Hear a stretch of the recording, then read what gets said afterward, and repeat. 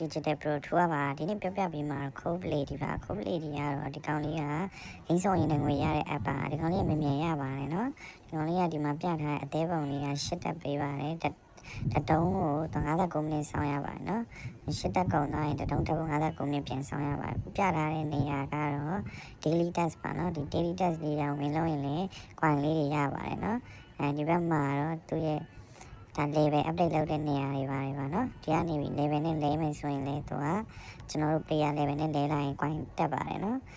ဒီဘက်မှာဆိုရင် invite code ပါเนาะဒီထဲမှာပြထားတဲ့ code လေးကိုထည့်ရင်လည်း1000ပေးမှဖြစ်တာလေ coin 1000ရမှာပါ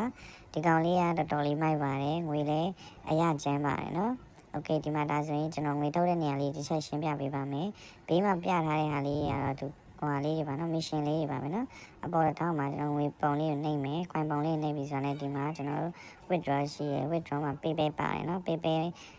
တော့အမှပြထားတဲ့ coin တသိန်းပြည့်သွားပြီဆိုရင်ကျွန်တော်တို့$3ထုတ်လို့ရမှာဖြစ်ပါတယ် coin သိန်းရလည်းခဏနဲ့ပြည့်ပါနော်ဒီကောင်နှစ်ဖက်လုံးထုတ်လို့ရပါတယ်ဒီဘက်က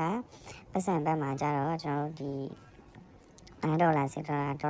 $10 အဲ့လိုထုတ်လို့ရမှာဖြစ်ပါတယ်ဒီကောင်ကတော့ငွေထုတ်ရင်လည်းပေးနဲ့ထုတ်ရဖြစ်ပါတယ်နော်ဒီဘက်ကောက်တွေကမရှိရင်ကျွန်တော်ရှိမှလာဖွင့်လို့ရပါတယ်ဒီမှာပြထားတဲ့အတိုင်းလေးပဲသူကဂိမ်းဆော့သွားတာဖြစ်တယ်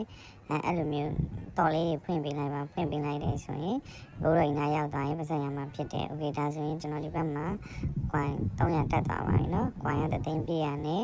sorry ကျွန်တော်$10ထုတ်လို့ရမှာဖြစ်တယ်နော်$3မဟုတ်ပါဘူး$10စထုတ်လို့ရမှာဖြစ်တယ်ငွေထုတ်တဲ့ new လေးကျွန်တော်တင်ပေးသွားပါမယ်